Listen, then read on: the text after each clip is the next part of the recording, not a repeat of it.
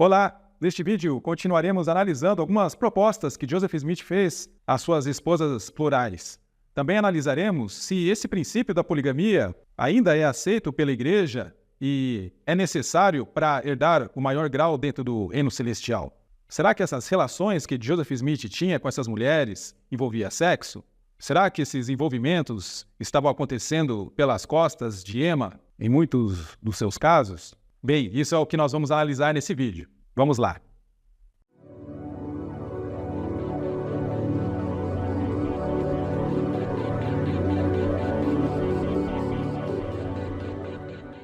Para entendermos aspectos da autoridade que Joseph Smith tinha para praticar o casamento plural, precisamos andar no tempo. 8 anos após a morte de Joseph Smith e 5 anos após a morte de Oliver Cowdery, a Igreja tornou pública a poligamia e em 1876 acrescentou a seção 110 da atual Doutrina e Convênios. Essa seção fala da visita de Elias, que conferiu as chaves do poder selador a Joseph Smith. A Escritura diz: "Eis que é chegado plenamente o tempo proferido pela boca de Malaquias, testificando que ele, Elias, o profeta, seria enviado antes que viesse o grande e terrível dia do Senhor, para voltar o coração dos pais para os filhos e os filhos para os pais, a fim de que a terra toda não seja ferida com uma maldição. Portanto, as chaves desta dispensação são confiadas às vossas mãos." Nem Oliver Cowdery, nem Joseph Smith estavam presentes neste dia em que a Igreja revela essa seção para confirmar a veracidade das informações. Porém, para Brigham Young, foi um momento fundamental para que ele pudesse tornar público a ideia da poligamia na Igreja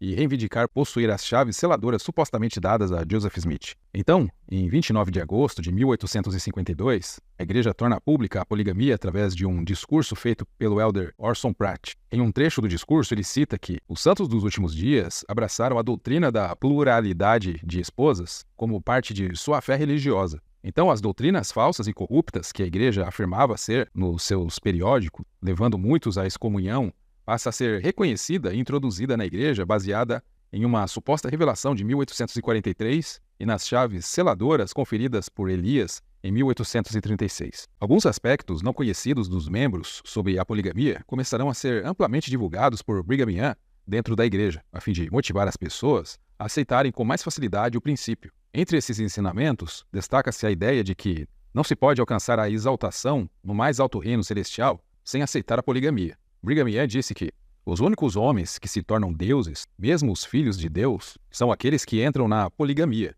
Outros alcançam uma glória e podem até ser autorizados a entrar na presença do Pai e do Filho, mas eles não podem reinar como reis em glória, porque lhes foram oferecidas bênçãos e se recusaram a aceitá-las. Orson Pratt, um apóstolo da Igreja na época, uma testemunha especial de Jesus Cristo, chegou a afirmar o seguinte sobre Jesus Cristo e Deus o Pai: "Mostramos agora claramente que Deus, o Pai, teve uma pluralidade de esposas, uma ou mais sendo na eternidade, por quem ele gerou nossos espíritos, bem como o Espírito de Jesus, seu primogênito, e outro ser na terra, por quem ele gerou o tabernáculo de Jesus, como seu unigênito neste mundo. Também provamos claramente que o Filho seguiu o exemplo de seu Pai e tornou-se o grande noivo com quem as filhas dos reis e muitas esposas honradas se casariam. Também provamos que tanto Deus, o Pai, como nosso Senhor Jesus Cristo herdam as suas esposas, tanto na eternidade como no tempo. E então seria tão chocante para a modéstia das muitas piedosas damas da cristandade ver Abraão e suas esposas, Jacó e suas esposas, Jesus e suas honradas esposas, todos comendo ocasionalmente na mesma mesa, visitando-se uns aos outros e conversando sobre seus numerosos filhos e seus reinos. Ó, delicadas damas da cristandade! Como podem suportar uma cena como esta se você não deseja que sua moral seja corrompida e que seus delicados ouvidos sejam chocados e que sua piedosa modéstia seja envergonhada pela sociedade de polígamos e suas esposas? Não se aventure perto da Santa Jerusalém, nem se aproxime da nova terra, pois os polígamos serão homenageados lá e estarão entre os principais governantes daquele reino. Portanto, de acordo com o apóstolo Orson Pratt, Deus o Pai é polígamo, Jesus Cristo é polígamo, e somente quem entrar na poligamia herdará o maior reino na exaltação. Apesar de Brigham Young publicar a seção 110 e colocar como uma revelação vinda de Joseph Smith em 3 de abril de 1836, Joseph Smith, em seus discursos públicos, nunca afirmou ter recebido a visita de Elias, nem Oliver Cowdery. Até mesmo em discursos posteriores a 1836, Joseph Smith pregava a vinda de Elias como uma situação que ocorreria no futuro. Vamos analisar alguns desses discursos. Em 3 de outubro de 1841, 5 anos depois da suposta visita de Elias, Joseph ainda discursava afirmando que a vinda de Elias ainda iria acontecer. Neste discurso, Joseph diz: "A dispensação da plenitude dos tempos trará à luz as coisas que foram reveladas em todas as dispensações anteriores, também outras coisas que não foram reveladas antes. Ele enviará Elias, o profeta, etc., e restaurará todas as coisas em Cristo." Em 3 de agosto de 1843, 7 anos após a suposta visita de Elias, Joseph Smith ainda ensinava como um evento futuro. Ele disse: "O mundo está reservado para queimar nos últimos dias. Ele enviará o profeta Elias, e ele revelará os convênios dos pais em relação aos filhos, e os convênios dos filhos em relação aos pais." Em 27 de agosto de 1843, Joseph Smith ensinou: "Como Deus virá em socorro desta geração, ele vai enviar Elias, o profeta. A lei revelada a Moisés em Horebe nunca foi revelada aos filhos de Israel como nação.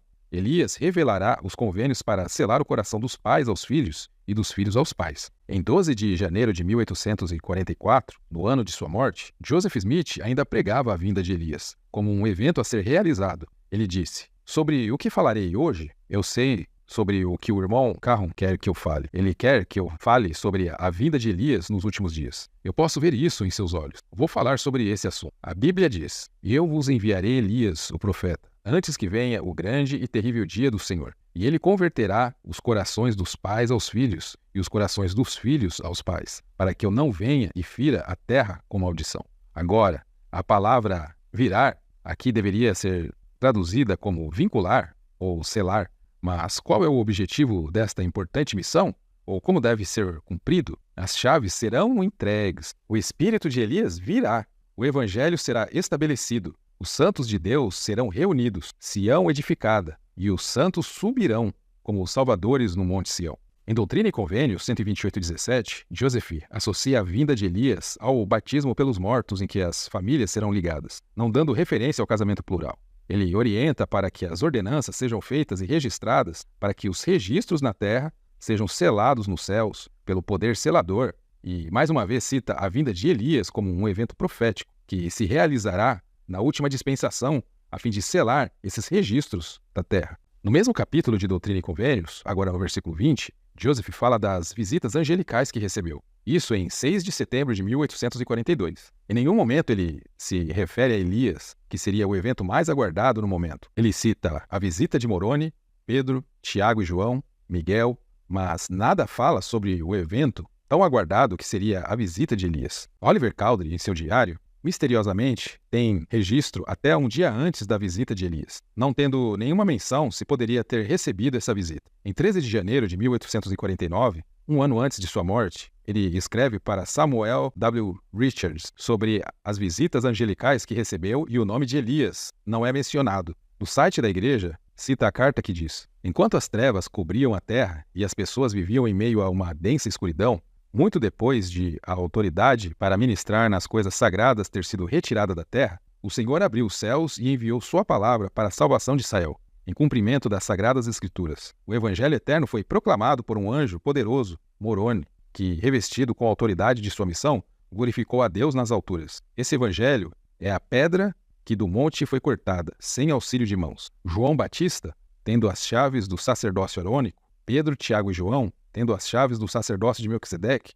também ministraram para aqueles que serão herdeiros da salvação. E com essas ministrações ordenaram homens a esse mesmo sacerdócio. Esses sacerdócios, com sua autoridade, estão agora e obrigatoriamente continuarão a estar na Igreja de Jesus Cristo dos Santos dos Últimos Dias. Abençoado é o elder que os receber, e 3 vezes abençoado e santo é aquele que perseverar até o fim. Portanto, nenhuma menção a um personagem importante como Elias e suas chaves. Oliver Cowdery fala de Moroni, João Batista, Pedro, Tiago e João, mas não faz nenhuma menção a um personagem importante como Elias e suas chaves. A evidência mais clara da visita de Elias a Joseph e Oliver Cowdery seria a entrada de diário de Joseph Smith de 3 de abril de 1836, onde é afirmado ter sido recebido a visita de Elias. O texto diz: depois disto, Elias apareceu e conferiu-nos a dispensação do Evangelho de Abraão, dizendo que em nós e em nossa semente todas as gerações depois de nós seriam abençoadas. Concluída essa visão,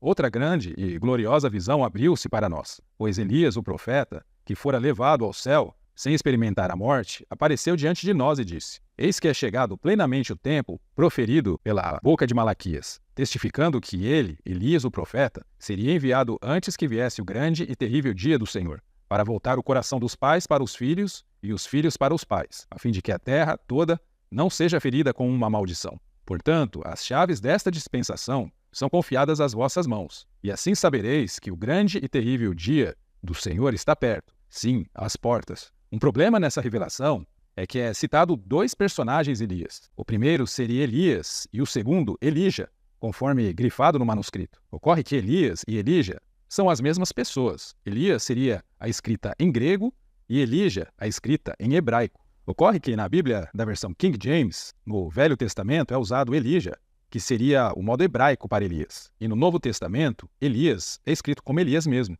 usando a maneira grega. Joseph Smith possivelmente estava se orientando pela Bíblia King James para citar a revelação ao escritor. Um erro grosseiro para quem reivindicou receber uma revelação e ver dois personagens que na verdade era a mesma pessoa. Diversos erros na tradução do livro de Mormon e nas revelações de Joseph são coincidentemente encontrados na Bíblia King James da época de Joseph. James e Talmage chegou a tentar criar uma justificativa para o erro dos dois Elias, ensinando que Elias poderia significar um título de precursor.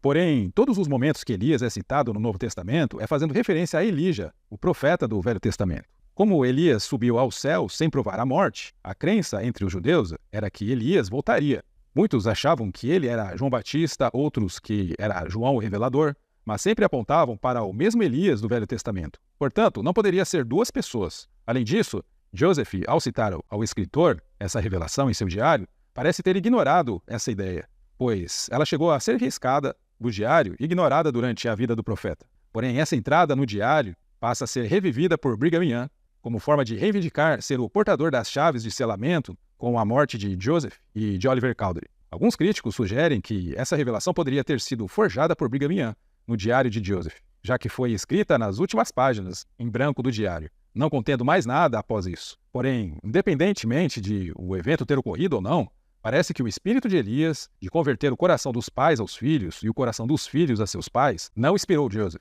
Joseph Smith morreu sem fazer o selamento dele a seus pais. No site do Family Search, vemos que o selamento aos pais de Joseph ocorreu após sua morte. Se Elias supostamente tivesse vindo em 1836, Joseph teria tempo suficiente para priorizar seu selamento com seus pais por mais 8 anos de vida que ainda teria. Crer que Joseph abdicou do espírito de Elias de converter o coração dos filhos a seus pais, e em vez disso preferiu se unir primeiramente a esposas plurais, torna toda a história apresentada pela igreja incoerente com o espírito de Elias. E ao mesmo tempo mostra que Joseph Smith poderia estar apenas preocupado em aumentar suas relações extraconjugais do que criar um elo entre ele e seus pais. No site do Family Search, apresenta os selamentos às esposas de Joseph, e é fácil verificar que Emma Smith não foi a primeira esposa ou rainha do reino celestial, algo que é omitido pela igreja e ignorado. Louisa Beaman, pela linha do tempo, seria a primeira esposa selada a Joseph e a rainha dele no reino celestial.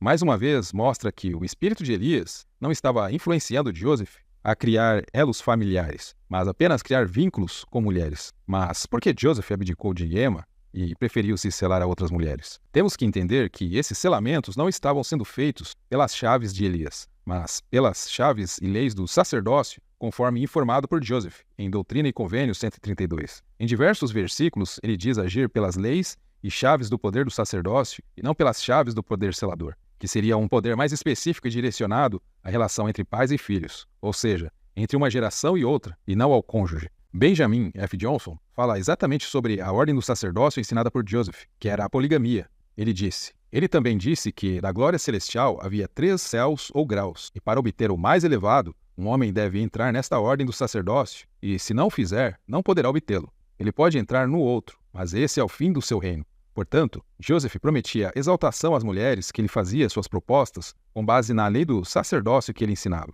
e que, para entrar no maior grau, essas mulheres precisariam aceitar a poligamia. Caso contrário, perderia suas famílias para sempre. Com o tempo, a Igreja tenta dar um novo significado a essa ordem do sacerdócio e ao casamento plural, mudando o nome para casamento celestial, para se livrar da ideia de poligamia que criava um grande problema legal para a Igreja, e nos dias atuais os membros nem conseguem relacionar os convênios que fazem no templo às leis da poligamia, que, de acordo com Joseph, é uma lei necessária a ser vivida para herdar o maior grau no reino celestial. Os convênios no templo, no início, exigia que fosse aceito a poligamia como uma lei eterna. Portanto, as promessas no templo, dadas às mulheres de serem rainhas, é porque, se há uma rainha, também haverá as servas ou concubinas. No periódico Journal of Mormon History, informa que, antes de 1856, não havia entrevistas padrão para recomendações do templo. Os membros entravam por convite, assim como na maçonaria. Então, no início, as ordenanças não eram só sagradas, mas secretas mesmo.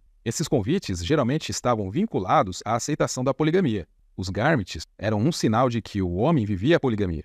Edward L. Kimball informa que, a partir de 1856, quando a poligamia passa a ser publicamente divulgada na igreja, achou-se necessário exigir que os membros aceitassem determinadas crenças e regras da igreja. Ele reproduziu as perguntas do templo da seguinte maneira: deveriam ser aqueles que oram, que pagam o dízimo ano após ano, que vivem a vida dos santos dia após dia, dando bons exemplos a seus vizinhos, homens e mulheres, rapazes e moças com mais de 16 anos de idade, que vivem vidas de santos, acreditam na pluralidade, casamento plural, e não falam mal das autoridades da igreja, e possuem verdadeira integridade para com seus amigos. A partir de então, a aceitação da poligamia para fazer convênios de salvação era necessário a qualquer pessoa que quisesse se candidatar ao reino celestial. No Deseret News de 1862, os profetas videntes e reveladores chegaram a fazer a seguinte observação: porque acreditamos e praticamos a poligamia? Porque o Senhor a apresentou a seus servos em uma revelação dada a Joseph Smith, e os servos do Senhor sempre a praticaram.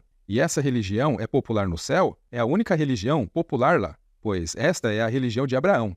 E, a menos que façamos as obras de Abraão, não seremos descendentes e herdeiros de Abraão, de acordo com a promessa. Com essa doutrinação forte na igreja, tornou-se possível que mais mulheres aceitassem a poligamia como meio de serem exaltadas. Joseph Smith, da mesma forma, utilizava desse mesmo método para criar motivação nas mulheres para aceitarem suas propostas. Ellen Mar Kimball, uma garota de apenas 14 anos, descreve em seu diário a proposta de casamento plural feita por Joseph Smith. Ela registrou o seguinte: Joseph, que veio na manhã seguinte e com meus pais, eu o ouvi ensinar e explicar o princípio do casamento celestial. Após o que ele me disse: se você der esse passo, isso garantirá a salvação e exaltação eterna, bem como a da família de seu pai e de todos os seus parentes. Imaginem a carga emocional que essa menina de apenas 14 anos recebeu. Joseph chamou os pais dela, que acreditavam que ele era um profeta de Deus, juntamente com a menina, e jogou toda a responsabilidade de salvação de seus pais,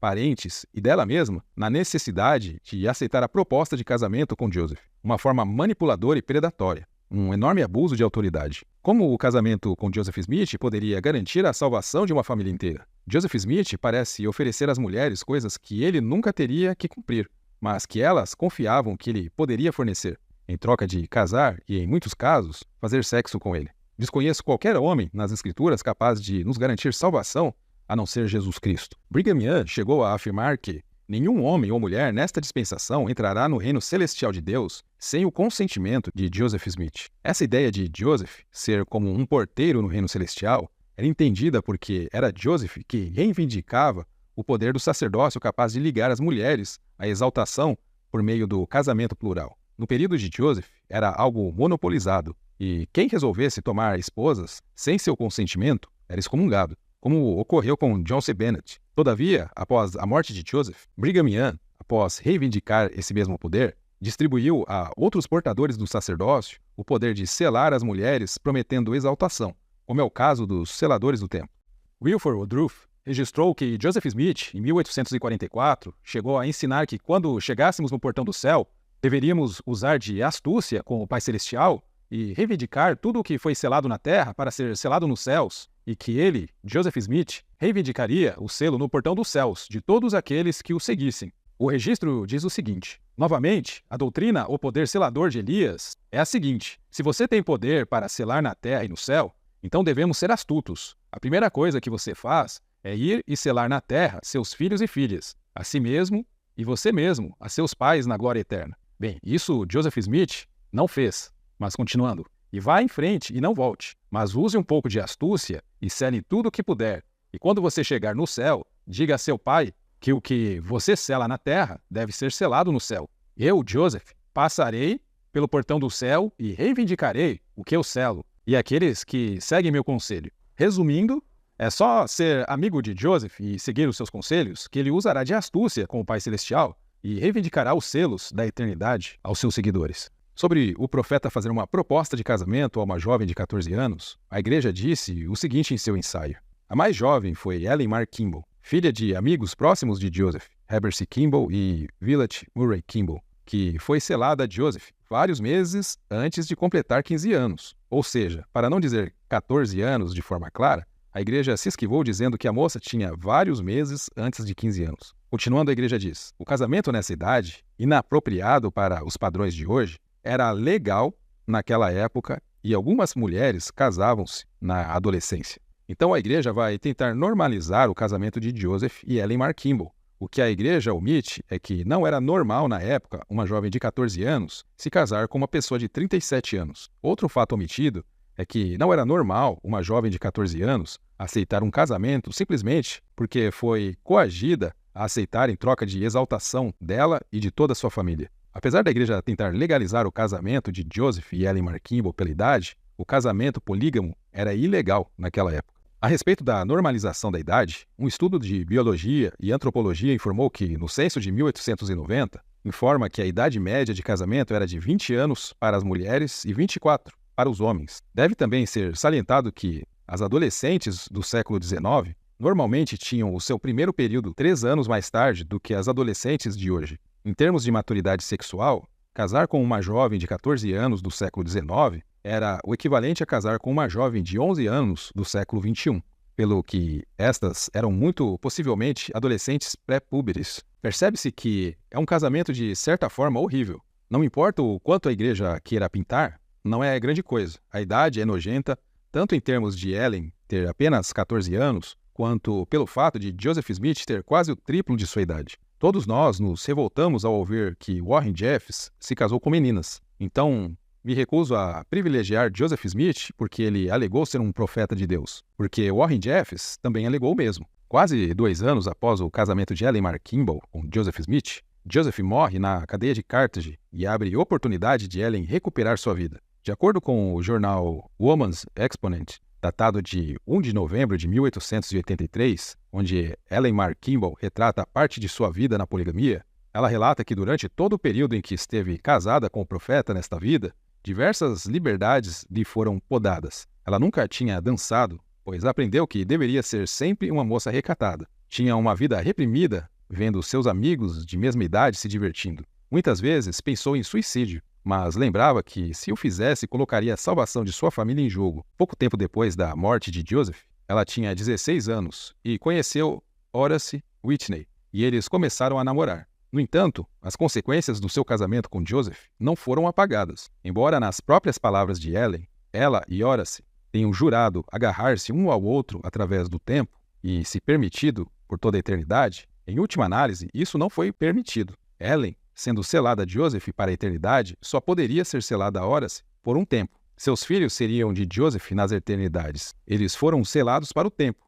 e Horace foi procurador do falecido Joseph, enquanto Ellen foi selada novamente a ele para a eternidade. Um padrão recorrente é que os selamentos de Joseph foram repetidos por procuração após sua morte. Como compreensão, Horace foi selado no dia seguinte a uma mulher falecida.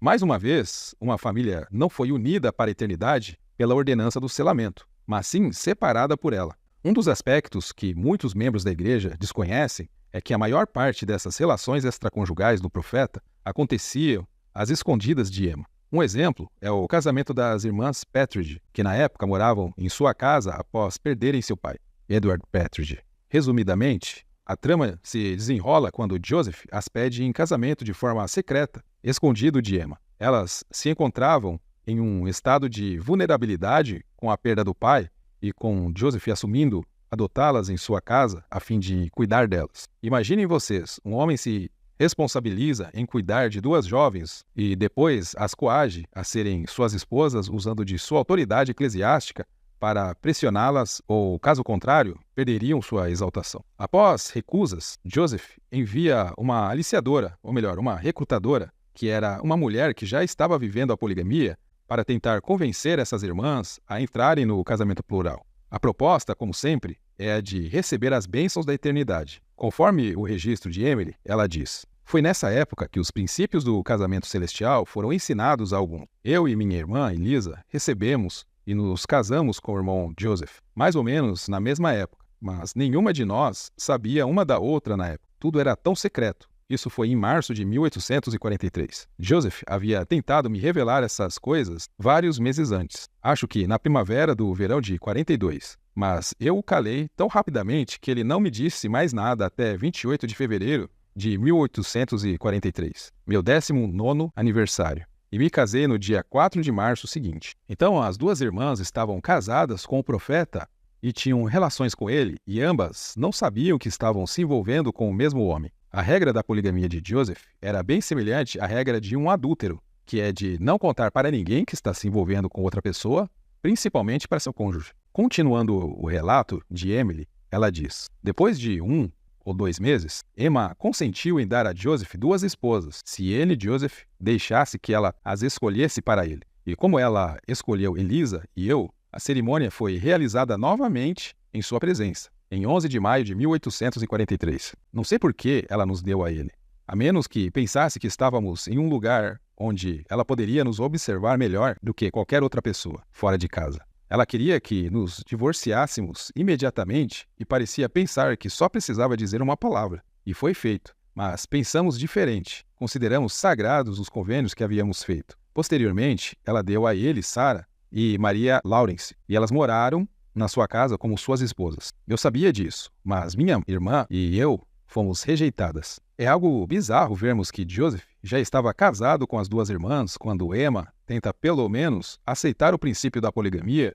com as condições da lei de Sarah, que muitos líderes da igreja ensinam que era vivido naqueles tempos. Na verdade, Joseph já havia se casado com essas irmãs e apenas simularam um casamento para enganar Emma Smith, induzindo-a a acreditar que ela estava tendo a oportunidade de escolher as esposas de Joseph. Assim como o primeiro casamento com Fanny Alger terminou em separação, mais uma vez, o relacionamento termina por causa de um desentendimento entre Joseph e Emma. De forma irônica, posso dizer que parece que as obras de Deus com a poligamia estavam fluindo de forma tão perfeita como a natureza obedece os comandos de Deus. Mas, falando sério, se realmente fosse algo que tivesse a mão divina, esse erro não seria cometido 2 vezes. Deus poderia muito bem enviar um anjo do Senhor para Emma e ensinar o princípio do alto. Assim como Deus enviou um anjo para José, marido de Maria, mãe de Jesus, e explicou para José se acalmar porque o filho que haveria de nascer de Maria era santo. Parece que essas manifestações angelicais só aparecem a Joseph nesses momentos em que ele precisa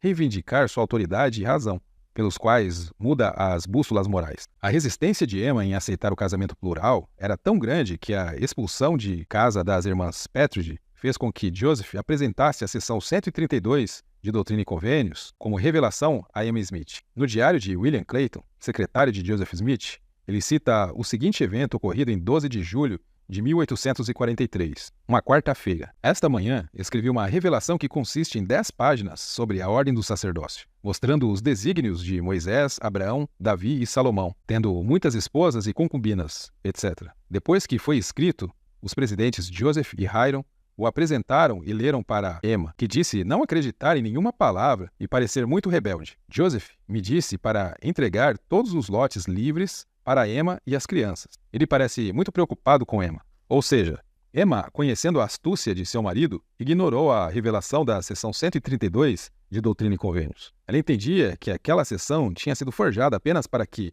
Joseph continuasse mantendo suas relações independente de sua autorização. Joseph Smith sabia muito bem manipular a voz de Deus a seu favor e amarrar as coisas de modo a tornar Emma dependente de qualquer comando de Joseph. No versículo 65 de Doutrina e Convênios 132, um versículo evitado de ser estudado nos manuais da igreja, destrói completamente a lei de Sarah que é a lei que dá à mulher, à rainha, de escolher as concubinas ou outras esposas do profeta ou dos homens participantes da poligamia. A Escritura diz: portanto, ser-me-á lícito, se ela não aceitar esta lei, que ele receba todas as coisas que eu, o Senhor, seu Deus, lhe der, porque ela não acreditou e não o apoiou de acordo com minha palavra. E ela então se torna a transgressora, e ele será isento da lei de Sara, que apoiou Abraão de acordo com a lei, quando ordenei que Abraão tomasse Agar como esposa. Em outras palavras, se a mulher não concordar com a prática da poligamia, o marido fica isento da lei de Sara,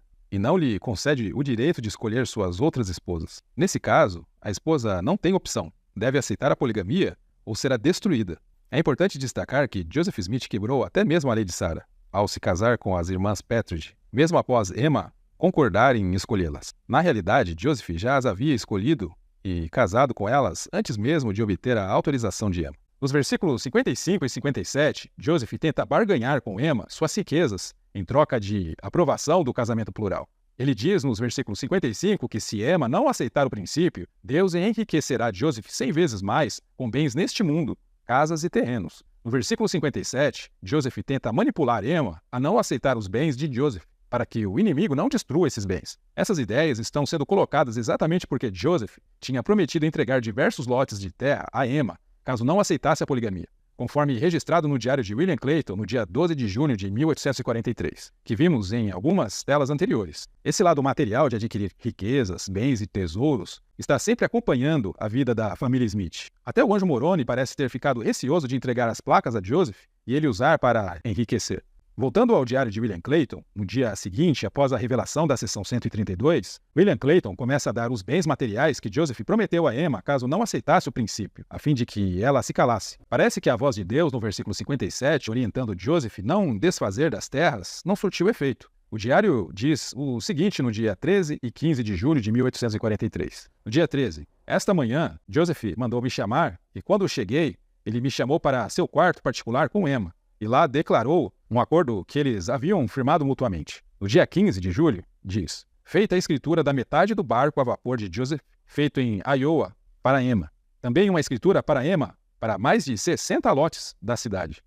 Nessa parte de Joseph Smith Papers, é possível ver as dezenas de propriedades que Joseph transfere a Emma e seus filhos para que Emma entrasse em acordo de ficar quieta sobre a poligamia. Não vou ler porque são muitas propriedades, então aquele jovem humilde que iniciou a igreja num casebre, com 13 anos como líder da igreja, já havia se tornado extremamente rico às custas do sofrimento de muitos. Isso estava deixando muitos sucessores do profeta interessados. Quando analisarmos a crise de sucessão, veremos que até mesmo envenenamentos ocorreram para conseguirem o cargo mais cobiçado entre os aliados do profeta. No livro Esposa número 19, escrito por Anne Eliza Webb Young, que foi a 19ª esposa do profeta Brigham Young, e que se divorciou dele, conta em seu livro alguns eventos sobre a poliandria praticada por Joseph e o desafio que essas mulheres casadas com 2 homens enfrentavam. Ela diz: várias jovens deixaram a igreja em consequência das propostas desonrosas que o profeta lhes fez. Uma delas era a filha de William Marks, outra filha de Sidney Rigdon.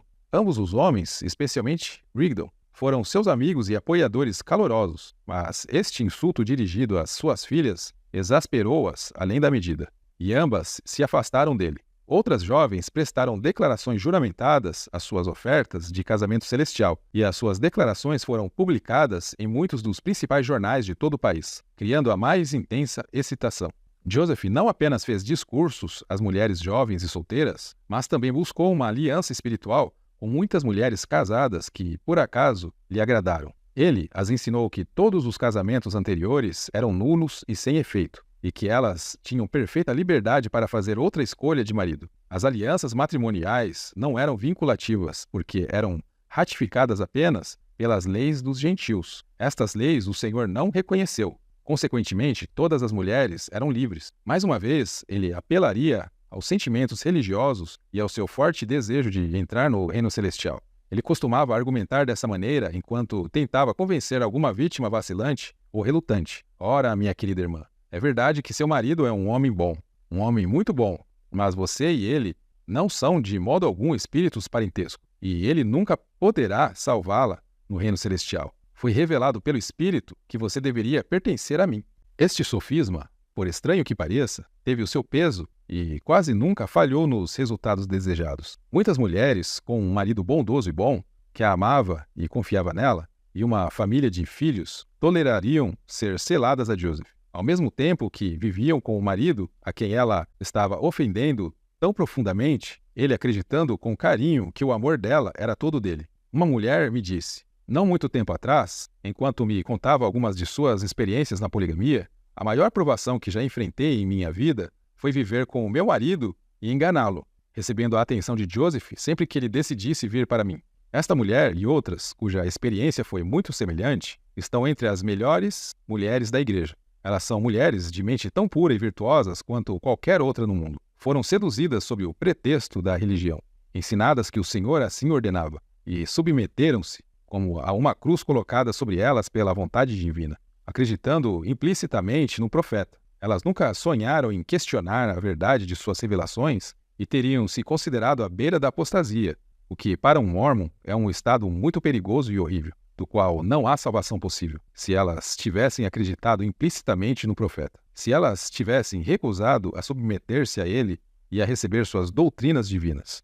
Desde então, algumas dessas mulheres disseram que não sabiam quem era o pai dos seus filhos. Isto não é de admirar, pois, depois da declaração de Joseph anulando todos os casamentos gentios, a maior promiscuidade foi praticada, e de fato, todo o senso de moralidade parecia ter sido perdido por pelo menos uma parte da igreja. Então, esse era um dos frutos da poliandria.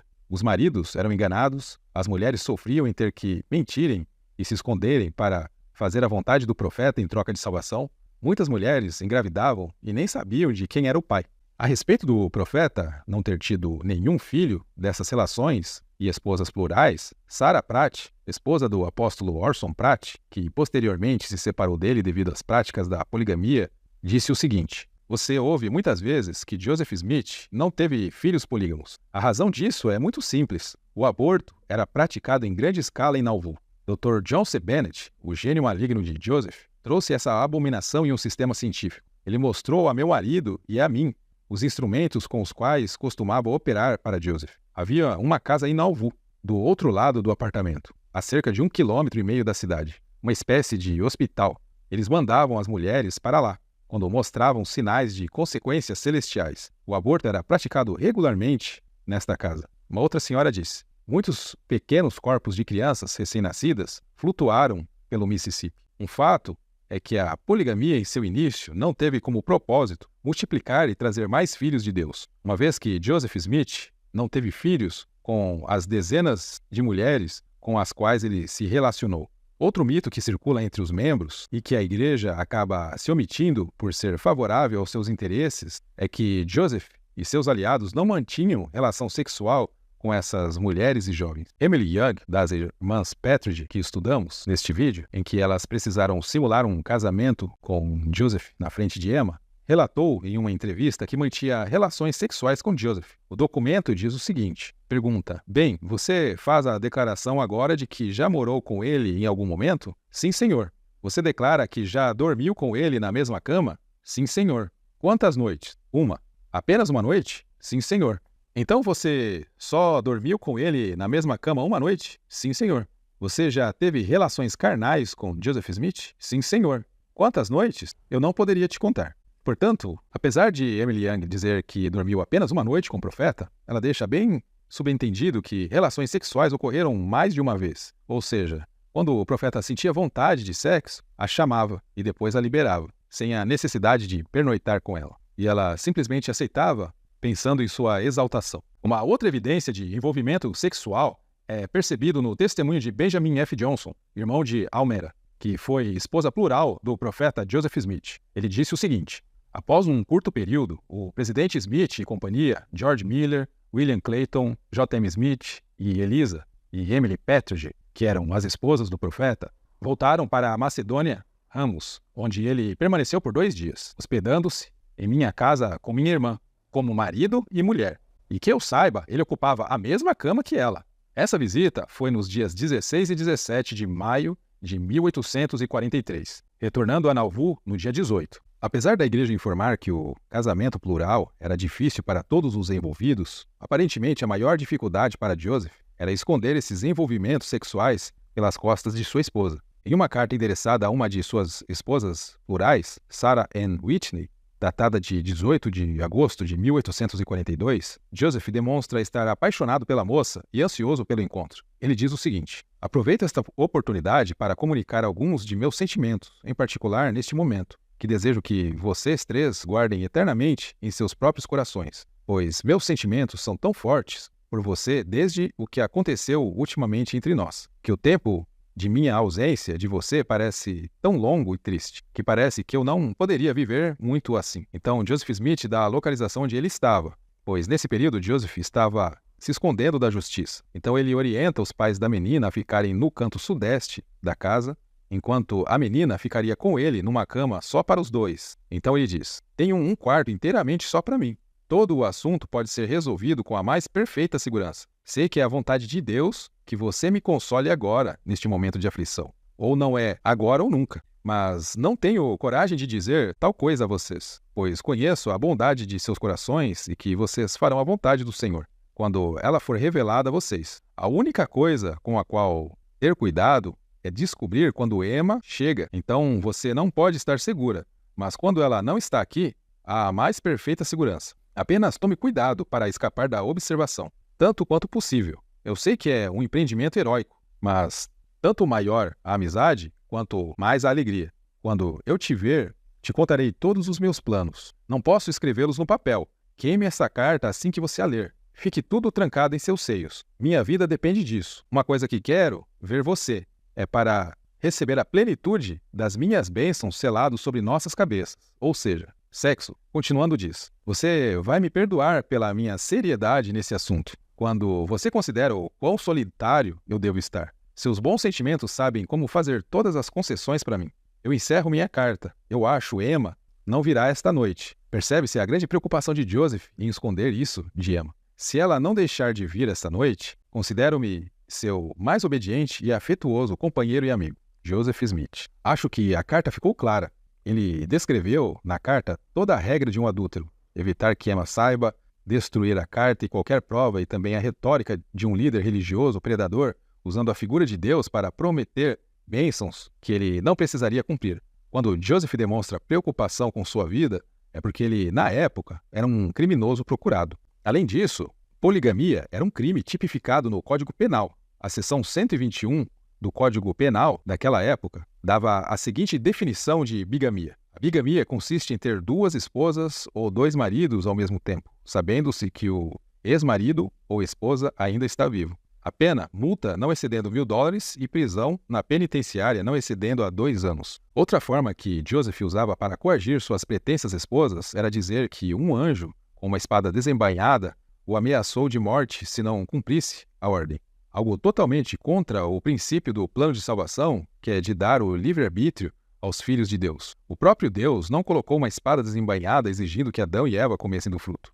Ele usou de outros métodos que, de forma natural, seus filhos o obedecessem. Em um discurso de Mary Elizabeth Rollins Lightner, esposa plural do profeta Joseph Smith, em um discurso na Universidade de Brigham Young, ela declarou o seguinte em 14 de abril de 1905. Um anjo veio até ele e da última vez ele veio com uma espada desembainhada na mão e disse a Joseph que se ele não seguisse esse princípio, ele o mataria. Joseph disse que conversou com ele sobriamente sobre isso. Disse-lhe que era uma abominação e citou as escrituras para ele. Quando Joseph fala do anjo com uma espada a essas mulheres e transfere toda a carga de responsabilidade a essas mulheres por qualquer coisa que possa acontecer com ele, imagine essas mulheres receberem essa informação de um homem que elas acreditam ser um profeta. Isso beira ao abuso de autoridade.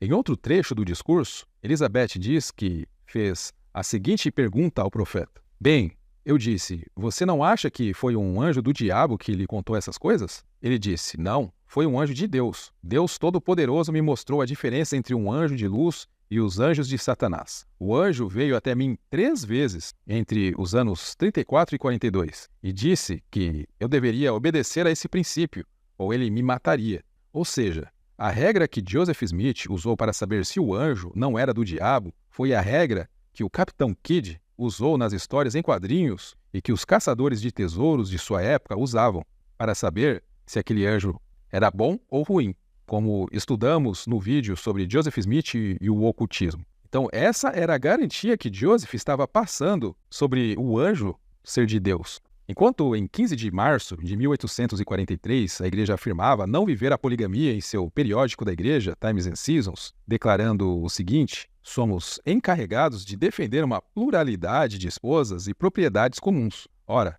isto é tão falso como muitas acusações ridículas que são apresentadas contra nós. Nenhuma seita tem maior reverência pelas leis do matrimônio ou pelos direitos de propriedade privada, e nós fazemos o que os outros não fazem. Praticamos o que pregamos. Na verdade, nesse período, essas pessoas que davam essas declarações não praticavam aquilo que pregavam. O mais bizarro é que foi nesse período de hipocrisia que Jesus tanto condenou entre os fariseus, foi que a igreja lançou as regras de fé que dizia: acreditamos em estar sujeitos a reis, presidentes e magistrados, em obedecer, honrar e sustentar a lei. Acreditamos em ser honestos, verdadeiros, castos, benevolentes, virtuosos, e em fazer o bem a todos os homens. O bem que eles faziam era denegrir a imagem de qualquer pessoa que denunciasse as corrupções do profeta. Portanto, quando lembramos das regras de fé, devemos nos lembrar que elas foram feitas não para serem vividas, mas para esconder o que a igreja não vivia naquela época. Nesse período, muitos homens foram chamados para pregar o evangelho no exterior. Nesse registro, apresenta alguns países que os missionários estavam saindo para pregar o evangelho. Dizia: 1º de março, na Inglaterra, Irlanda, Escócia e País de Gales. No ano de 1840, para onde alguns de nossos missionários foram enviados, 5.000 aderiram ao estandarte da verdade. Há números agora ingressando em todos os países. Nossos missionários estão indo para diferentes nações, e na Alemanha, na Palestina, na Nova Holanda, nas Índias Orientais e em outros lugares. O problema é que esses missionários estavam indo para esses países para pregar um evangelho que a igreja não vivia, ensinando que a lei da igreja era a monogamia. Muitas mulheres jovens deixavam seus países e iam para Sião, nos Estados Unidos, na esperança de encontrarem uma terra onde emanava leite e mel, aguardando a vinda de Jesus Cristo. Quando chegavam em Sião, eram coagidas pelos líderes a aceitarem o casamento plural, em troca de salvação. Em 1860, a igreja já era acusada de tráfico de mulheres, pois ensinava a monogamia nesses países e chegava em Utah, eram dadas como mulheres a homens casados e muitas vezes muito mais velhos do que elas, pois naquela época as mulheres não tinham quase direito nenhum, muito menos trabalhistas, ficando em situação de vulnerabilidade e dependência quando chegavam em Utah.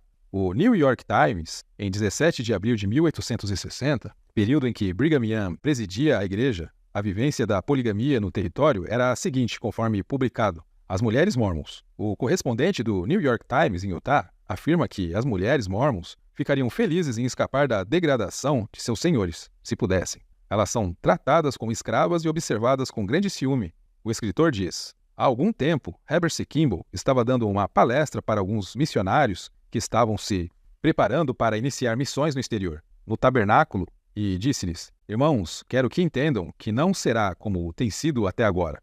Os irmãos missionários têm o hábito de escolher para si as mulheres mais bonitas antes de chegarem aqui e trazer as feias para nós. Daqui em diante você terá que trazê-las todas aqui antes de pegar qualquer uma delas. E vamos todos ter uma chance justa. O velho réprobo tinha então pelo menos uma vintena de mulheres a quem chamava de esposas. A história mostra que a poligamia nunca existiu em nenhuma comunidade durante 50 anos sem que as mulheres se tornassem um artigo de mercadoria. O tráfico já começou em Utah. Vou mencionar um dos vários casos trazidos ao meu conhecimento. Em Ogden City, cerca de 150 quilômetros ao norte deste lugar, em julho de 1858, uma jovem inglesa foi vendida a um homem por um vagão cheio de abóboras. As abóboras a serem pagas na época das abóboras. Quando chegou o dia do pagamento, o sujeito aceitou a mulher de volta e disse que não a queria.